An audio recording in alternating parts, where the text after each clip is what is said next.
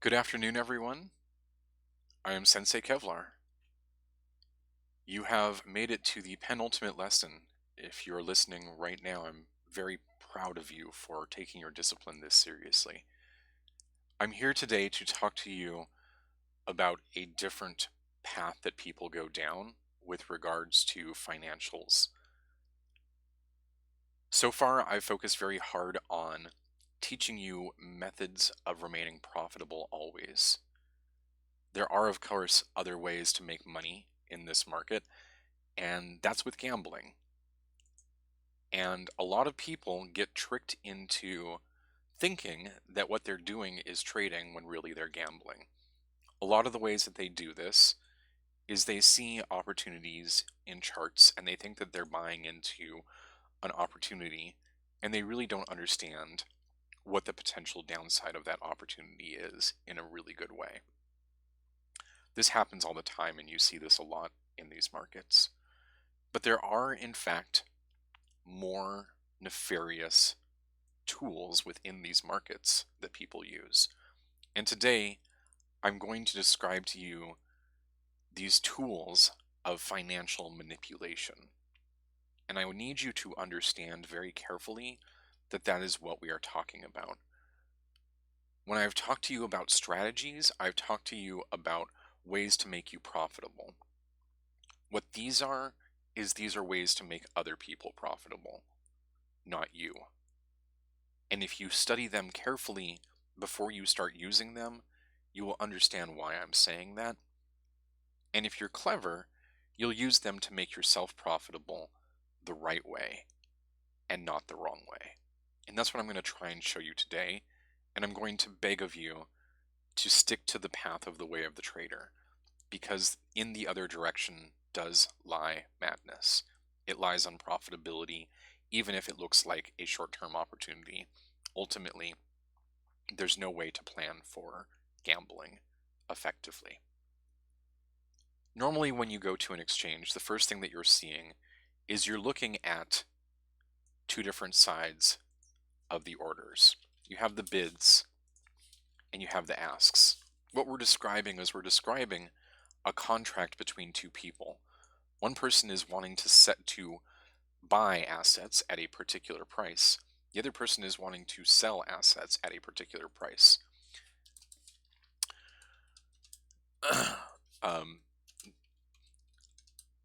And then 0.8, 0.7. When these two numbers match, a contract is made between these two people, and a sale is made to exchange these assets.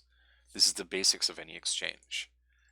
Now, you'll notice that on some exchanges, they have more than just the exchange.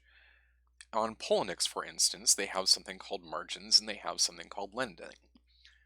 Margins, and if you click on it, actually looks a lot like the exchange. In fact, for all intents and purposes, it looks very, very similar, and it looks like we're doing basically the same thing. Then there's lending. Lending is a little bit of a different animal, and when you click on it, it doesn't look the same at all. It's a little bit more different. They're actually pretty related, so let's go through what we're talking about here. When you use a margin account, when you do margin trading, what you're doing is you're borrowing other people's money. And this allows you to enter in orders and get into positions that are much larger than the capital that you have. So let's say that you have 1 Bitcoin and you're using a 5x margin account. What this allows you to do is this allows you to trade like you have 5 Bitcoin. And so you can effectively schedule like you have 5 Bitcoin. The problem is that that's not the reality of the situation. Here's what's really going on.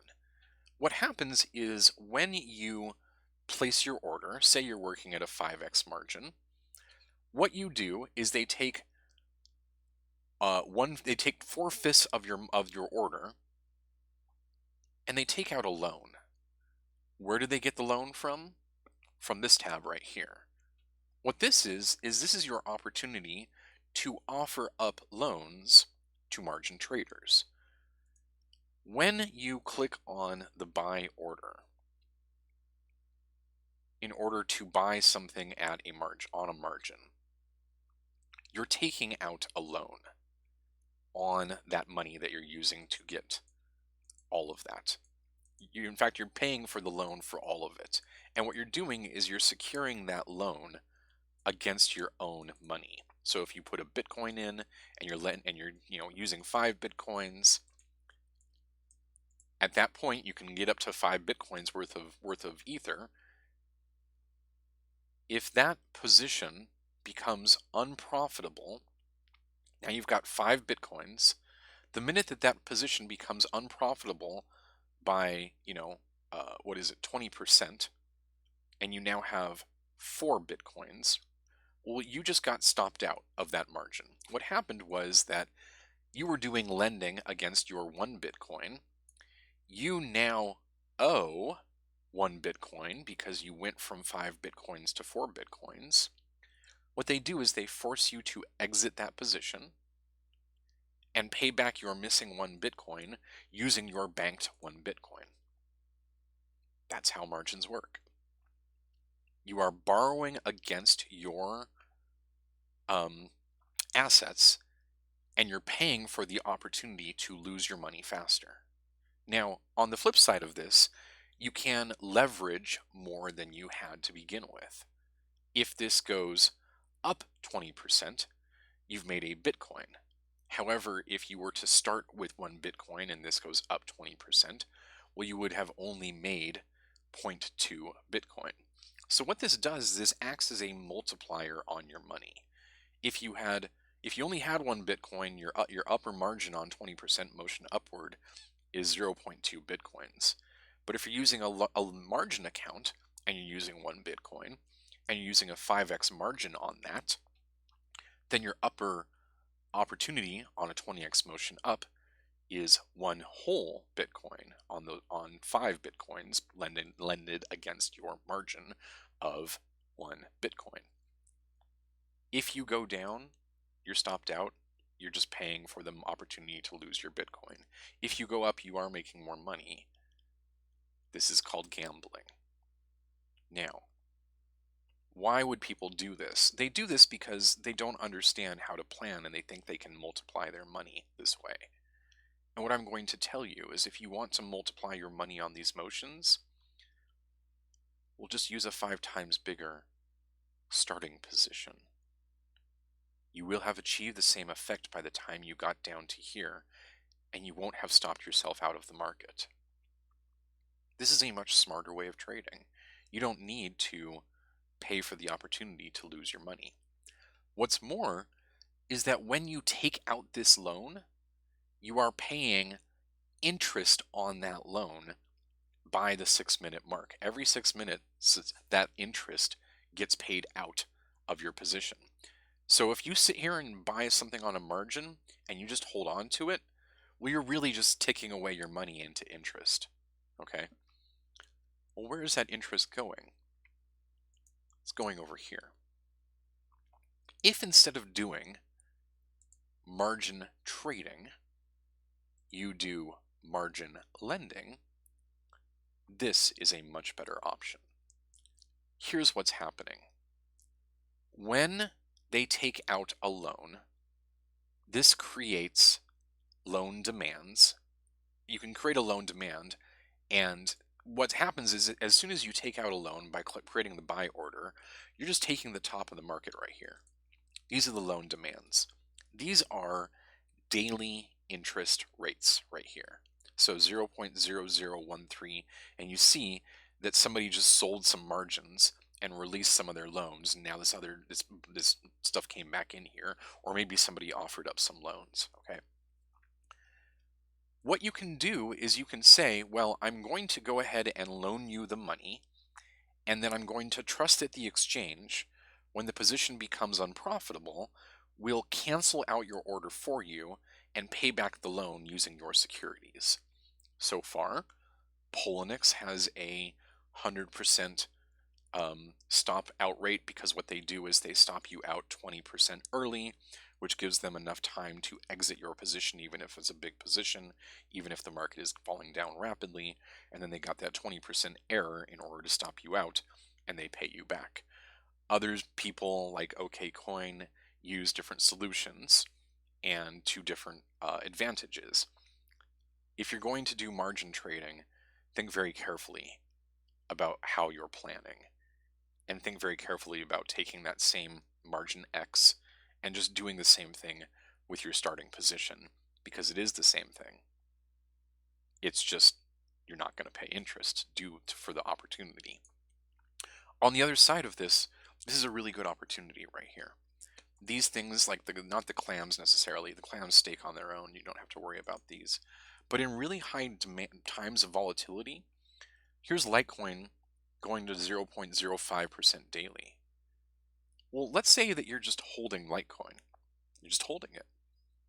Litecoin, I think at one point it was on proof of work and they changed the proof of work. I don't know if it stakes.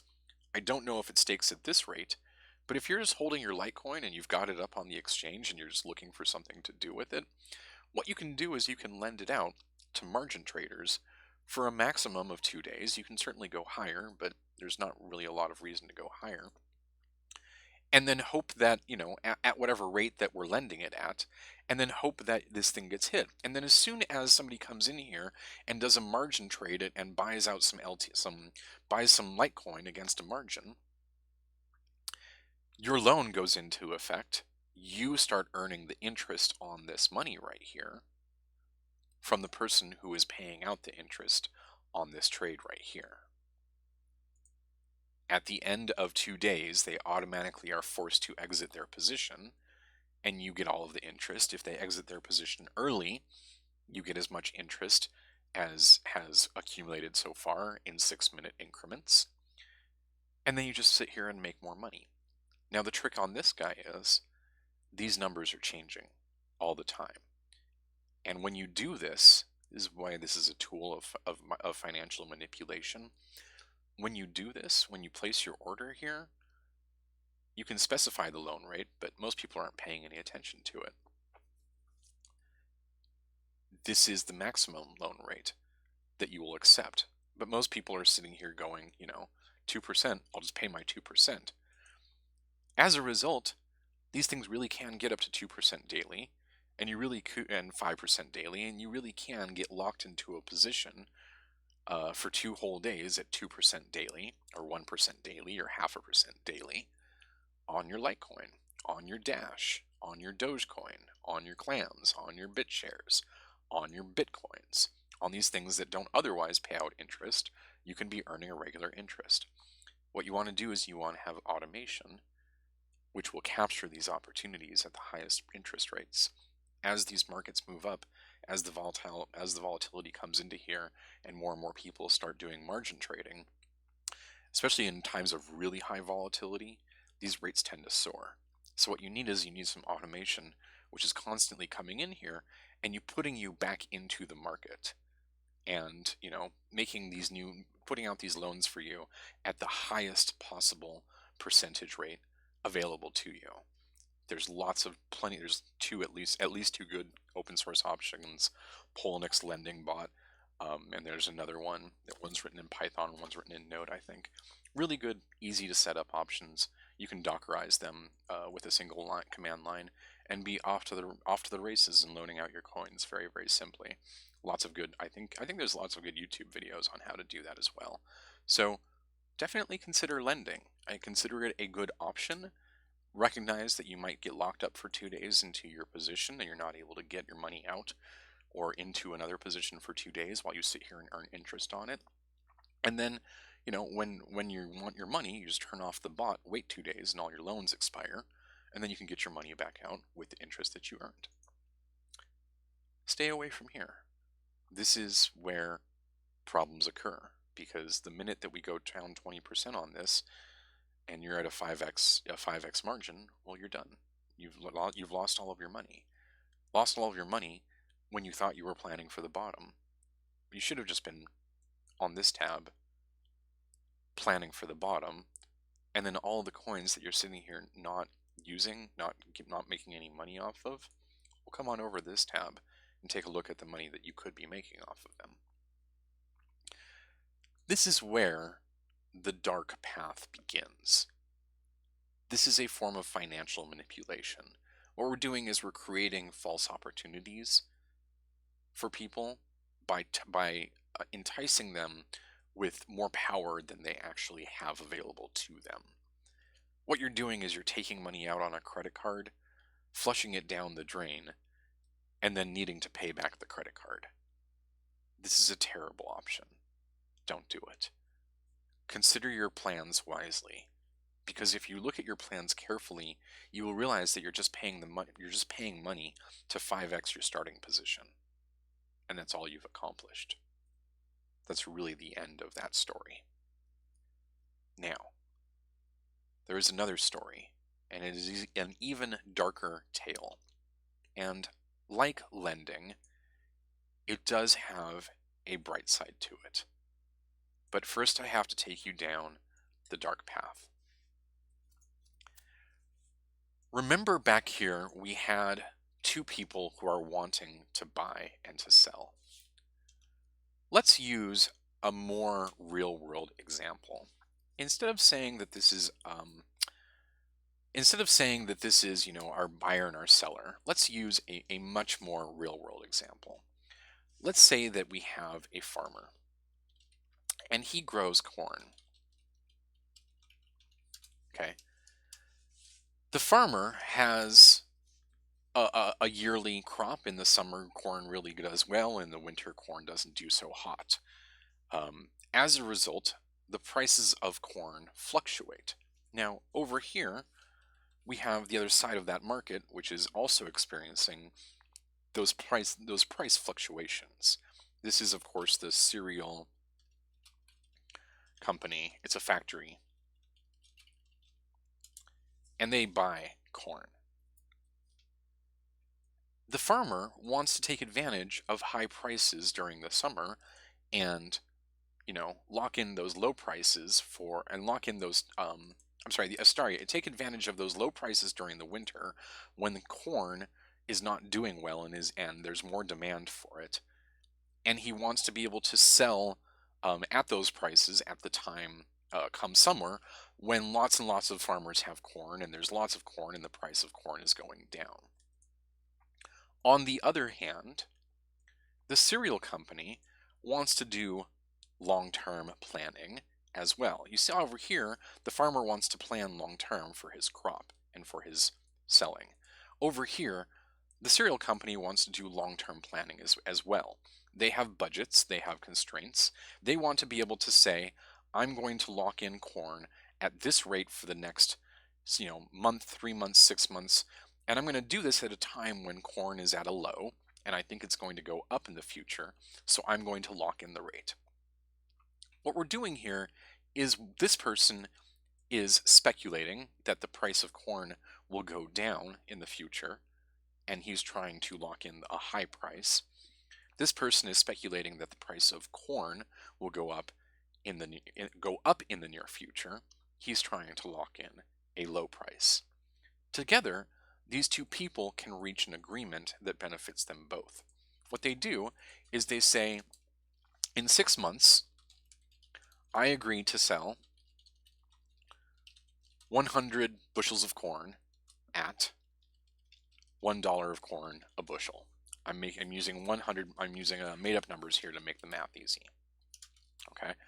On this side, this guy says, I agree to buy 100 bushels of corn at $1. Okay. If the farmer is betting that the price of corn will go down in 6 months, this is a good deal for him because he can now sell his corn at the higher rate. Let's say it goes down to 90 cents. He can now sell it at $1 and make 10 cents on the market price on every bushel. This guy, on the other hand, is betting that the market will go up. And he's saying, I think it's going to go to $1.10, and I want to lock in my cheaper price of $1. What this does is, because these two people are able to create these contracts, these are contracts that we're talking about, a contract that in the future we agree to do this transaction right here, this transaction, we can lock in the prices and maintain stability of our operation, even in the case of market volatility, which we know market volatility is a real thing and very much something that we need to be able to plan for. Now that I lost my notes here. Now, what happens is, inevitably, the price of corn does change, right? On one side, let's see what happens when it goes to, 90 cents instead of $1. Say the price of corn. Okay, so 6 months later, the price of corn is now 90 cents. What the farmer is doing is he's losing 10 cents on every bushel because he had to agree. He made this contract and now he has to commit to this contract. But the farmer is smart. He didn't agree to sell all of his corn. He agreed to sell some of his corn. Says, I have 200 bushels of corn, or I plan to have 200 bushels of corn, and I'm going to sell 100 bushels of corn, and I'm going to hold on to my other 100 bushels of corn at market price. So what does he get to do? Well, he gets to sell 100 bushels of corn at 90 cents, and he gets to sell 100 bushels of corn at $1. Okay? In this case, he was right, and he got lucky, and he made an extra 10 cents on half of it. If, on the other hand, exactly the opposite had happened, I'm sorry, he did not get lucky. He got unlucky. No, he did get lucky because he thought he was going to sell thought he was going to not be able to sell at $1. Turns out he was not able to sell at $1. He was only able to sell at 90 cents. By locking in his future contract, he locked in the higher price. Now, let's look at what happens on the reverse side of this. Okay. On the reverse side of this, when the price of corn goes to $1, he gets to sell 100 at $1.10. But he loses out on this opportunity right here. He loses 10 cents of opportunity. Okay. The same thing is true on this side over here, except it's the reverse for him. When the price of corn goes to 90, he gets to buy 100 of his corn at a cheaper rate, but then he has to buy 100 at a more expensive rate, and he lost. Where the farmer won, this guy lost.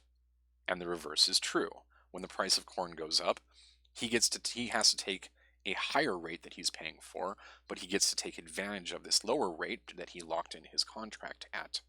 He wins, the farmer loses. Okay. What we're looking at is two sides of the same contract. It's one contract, but from two different perspectives. One person is the loser on the contract, and one person is the winner on the contract. We can't both be winners. This is actually a part of game theory called Pareto optimality. So if you want to look that up, it will tell you more about why this contract is considered to be Pareto optimal. The point being that this contract is, in theory, worth money. Why is it worth money? Well, let's take a look here. Let's say that we are now, instead of 6 months later, let's get rid of this for just 1 second. This is our agreed upon price for the contract, and we are now 3 months into the 6-month contract. The contract isn't due yet. We're not going to actually execute on the contract. We don't have to pay out the contract. 3 months in, though, and the price of corn goes to 90 cents. Okay. If I am holding this side of the contract, I am now holding a contract that is worth 10 cents for every bushel of corn I can sell. Up to 100 coins, up to 100 bushels of corn here. The reason for that is because this allows me to sell an asset at a cost that is higher than the market. So whatever that cost is, minus the market cost, well, that's the value of the contract. It's like a 10-cent coupon, right? This is like a 10-cent coupon on being able to sell corn, okay? On the other side, this is equally true if we go to price goes to $1.10. It's more easy to see here. This is now a 10-cent coupon off of your $1.10 corn for you to get your corn at $1 instead of $1.10. How much is this contract worth? 10 cents. Assuming that you want to use it to buy $1 and corn costs $1.10, the contract is worth to you 10 cents. Okay? This idea of a contract having value that is derived from the price and the difference of the price against the market is called a derivative. I'm going to say this again. We take the price of the contract, we take the difference of the price of the market, and the differential on that gives the contract value, and we call that contract a derivative. Now, because these are just pieces of paper, these are just agreements, these are just contracts, they're just something that you and I agree we're going to do, because we can transfer, so long as I am a farmer, and the farmer has a buddy and he also has corn. Well, maybe this farmer, the other farmer, has some corn, and the farmer was able to create the corn at 80 cents instead of 90 cents. Well, to him, this isn't costing him $1 if this goes in the wrong direction. This is actually worth 10 cents to him. This is actually worth 10 cents to him, and everybody can agree that the farmer should sell this contract to the other farmer for 10 cents. This will cover his cost. He will effectively have made no money and covered his cost. In fact, he will have gotten 10 cents on the contract. He will have made 10 cents on it. This guy will be making 10 cents on every bushel of corn by fulfilling the contract, and everybody wins. What we're doing is we're doing financial manipulation in the air using price mathematics, okay? These are just, everybody has a different price that they want to buy and sell at, and so if your buy price is higher than somebody else's, sell price, then that's an opportunity for you. And if it's not, then these are markets. This is how markets are formed. These are just, ultimately, what we can do is we can think about these contracts as just being, being things that we are bidding and asking against. If you think about these contracts as being assets that have value, because they do have value, because they're differentiated by their value against the market value for the asset that they are underlying. This asset is underlying corn, and it's underlying a future buy of corn. On this side, it's underlying a future sell of corn. This future contract is something that we might actually pay money for.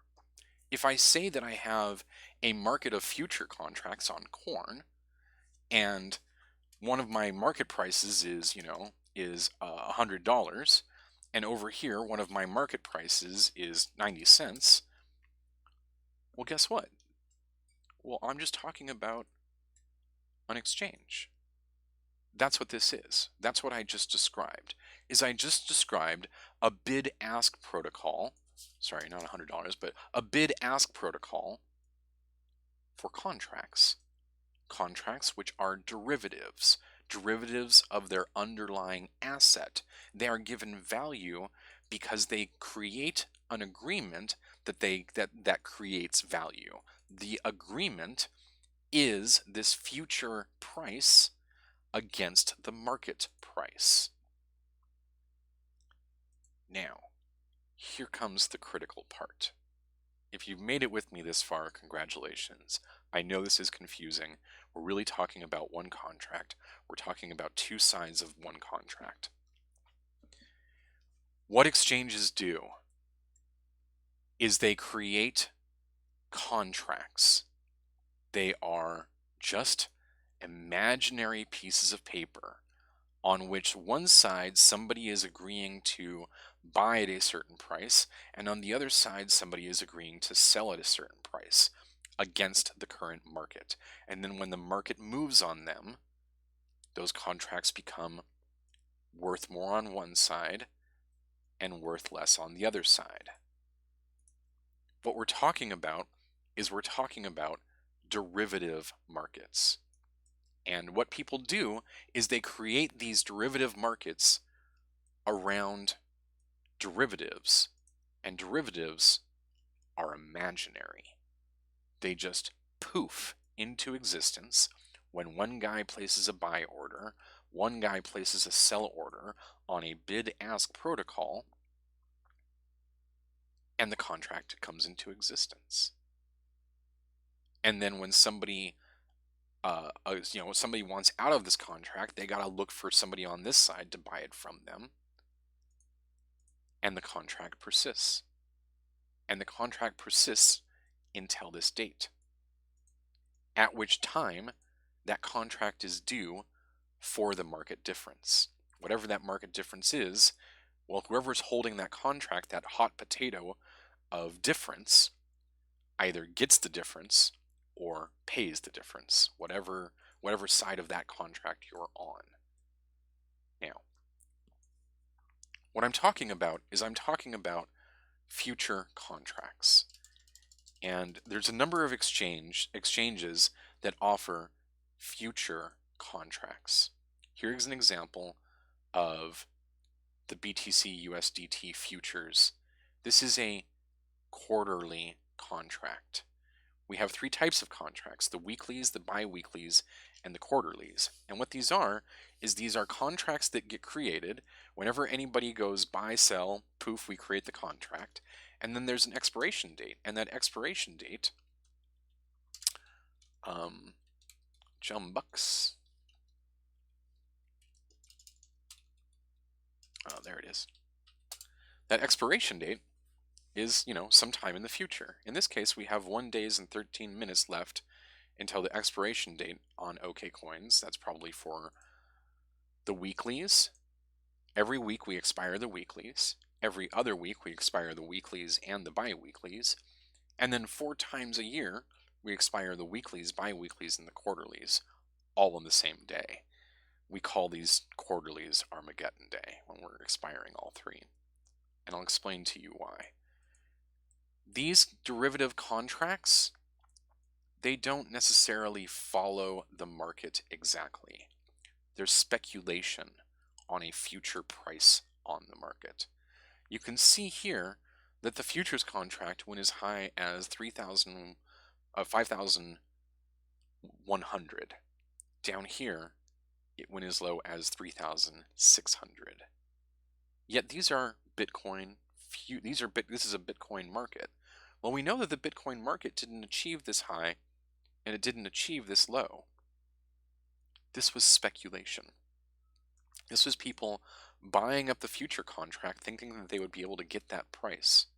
This is people down here, and then we started shorting those future contracts. This is people down here shorting, selling the future contracts thinking that we could get this price. Okay? Look at where we are today in our futures contracts. 3,500. Does anyone think that this might be a significant number in the future, if we're talking about where the market speculation thinks we're going to go in the future of the price? Let's see how we can take advantage of this. The first thing that I want to remind you is that I haven't mentioned this yet. Futures work, which are derivatives, work off of margins. I explained margins already, which is how you amplify your account. With futures, you can amplify them even further because you're talking about a derivative asset. So what you can do is you can price your future at a fraction of a Bitcoin and say this is worth $1. Then what we can do is we can create an artificial market that moves 25x along the axis, 25 times leverage, 25 times margin, except we're doing it down at the dollar rate. So all of these big motions, so all these small motions up here become tiny, tiny motions in this dollar-based market. A 1% motion on Bitcoin becomes a 25% motion in the futures market. This is volatility, and this is where all the volatility happens. And let me dive a little bit deeper into what I'm really saying here. The way that whales actually make their money is not the way that I've shown you. What I've shown you is unfortunately a lie. But I had to show you the lie in order to reveal to you the truth. These are dollar futures, Bitcoin dollar for futures, forwarded 3 months. This is the 3-month expiration. And what I want to call your attention to, we're going to pull up the BTC USD chart on OKCoin. Then we're going to pull in a comparison. The BTC USDT US dollar 3-month futures. Okay. Now, in order to make this work correctly, you've got to come over here and you got to change your scale to scale right to make sure that these things stay in lockstep with each other even when you're dragging the chart around. And in order to help you see this a little bit easier, you might want to do something like this. Change it from a bar to a line. Make it a nice pretty blue. Give it a good amount of depth. Now let's take a look at what's happened here. When we think that the speculation of the price is headed upward, look at what happens to the future price versus the actual price on the exchange itself that we're talking about. It goes above it. When we're talking about a downward cycle, when we think that we're going into a downward cycle, look at what happens to futures. They go below. Now here, the market was really speculating that we wanted to go down, and we went up instead. Okay? What we're trying to do here is we're trying to create positive momentum upward. Here, we are speculating that there would be positive momentum downward. Look at how much speculation downward is occurring at these levels. This is a lot of speculation downward. And look at where we come down and touch, right at the 3,600 line right here. These are highly, highly correlated markets, the futures market. And they're right about half the time too. About half the time, I'd say. You would see that when we think we're going to go up, we do see a rise up. And then eventually the trend reverses and the futures get the message.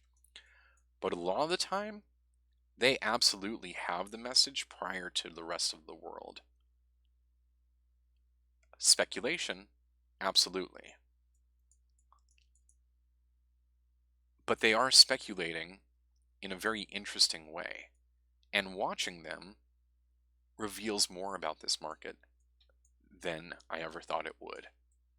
It wasn't until I studied the futures market very, very carefully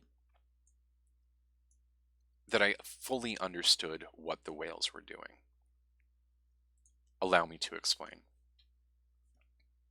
Recall that a future contract has two sides, the upside and the downside. When you are dealing in futures, because you're dealing in these completely abstract contracts, you can take both sides. You can buy a contract on the upside and buy an equal contract on the downside. This is an interesting thing to do. It's called a straddle. What happens is that If you're here in the market and then the market goes down, well, one contract goes down an amount and one contract goes up an equal amount. At that point, one of these contracts is profitable and one of these contracts is not. What whales do is they do silly things like speculate that the market is going to go in either direction, buy a contract for both sides of that direction, wait for one of those contracts to become profitable, sell it, and then buy down the price on the other contract, hoping to get a lift on it, using exactly the same techniques that I've shown you. This is a dangerous game to play. Very, very, very dangerous. What you're doing is you're leveraging your money much, much, much, much, much more than you should be. And what you can do is you can make some quick gains off of these guys, the ones that go down and then make you profitable right away. You will very, very quickly find yourself in way too big a position on this side, because there's no way to plan effectively for, a 2% move that's multiplied by 25 times on you. If you wanted to do that, you would have to take all of your numbers and divide them by 25 to start with. Well, I don't understand why you didn't just use a 25x higher position size to begin with. And once you start thinking about it in those terms, you realize that these are just tools of manipulation. Now that I've told you the wrong way of using them, I'm now trying to show you the right way of using them. There is another way of thinking about this too. As you bring in more and more comparisons, you'll see that more and more of these markets become correlated or anti-correlated. BTC, USD. Instead of doing the 1 month, let's bring in the 1 week, or the 3 month, let's bring in the 1 week. And we'll see how that one differs. Make sure that you lock it to the right. Line. We'll make this orange. Make it a little thinner so we can see it a little bit easier. Sometimes futures agree with each other. Sometimes the 1 week and the 1 month are right in line with each other. Other times, not so much. Here we're seeing a lot of speculation on the downside, and they really got this wrong. And they were forced to sort of do some nasty selling right here. Historically, though, they've gotten it really right. When futures went above in these situations, we did see some nice lift off of those. Here, some good momentum in this direction. If you look very carefully, over and over, we have looked for positive momentum in the market, in our futures market. Positive momentum, futures above, positive momentum, futures above, positive momentum. Why do you think that futures are now speculating on some massive downside on this right here? Here's the understanding that I need you to take away from this. Bitcoin, and here is the lie that I told you, is that Bitcoin whales are making their money doing what I told you. They're not. What they're doing is they're scheduling their allocations and distributions just like I explained they were. But they're not actually making their money in these red and green candles right here. They're actually making their money on this blue line right here. And the reason that they're doing that is because they are setting themselves up for massive, massive short positions. They're doing so down here. They're doubling up and tripling up here. They are quadrupling up those short positions right here because they have become so unprofitable, they now need the downside. They are now in huge 25x leveraged positions on these shorts. All of their money is tied up on 25 times bigger bets. That means that it doesn't matter how much money they lose dumping down the market, spending it on negative influences, negative tweets, negative problems, negative news, China and everybody going nuts. All of this is a huge campaign by the powers that be to fix this problem that started right here with their shorts, and they were speculating on the market coming down after this. They thought the market was coming up after this. They got in here, they got out here, they thought the market had more room to run down. They were wrong. They were more wrong. They were even more wrong, and now they're in hurt. Fortunately, quarterly futures just expired last month. We have 2 more months of pulling down the 3-month futures back down to this level right here. We have to get below this line right here. We have to.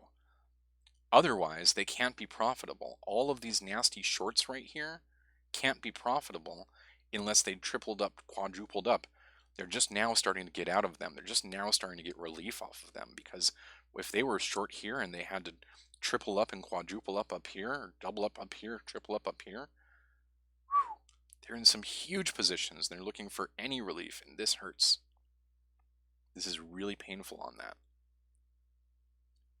They will get out their wallets and they will sell down the market here, the regular market, in order to make 25 times as much on the short. They will sell at a loss to make their money in the futures market on the loss. This is how whales actually make their money. The distribution and allocation is a secondary tactic in order to shove the market around. And this is where this is why they're shoving them around the market, is to get 25x lift on their bitcoins.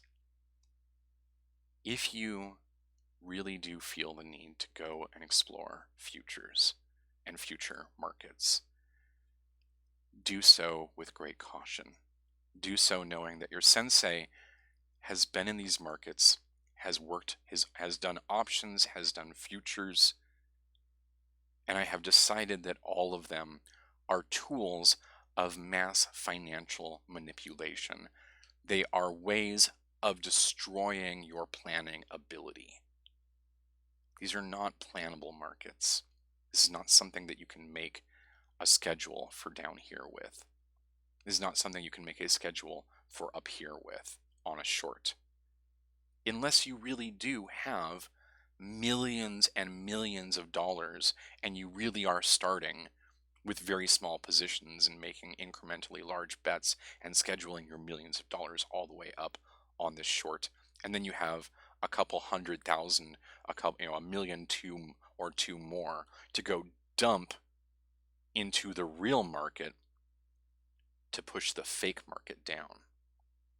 These are fake markets. These are derivatives. These are tools of financial manipulation. These are not real assets. They're backed by assets, and they're just simply fake agreements.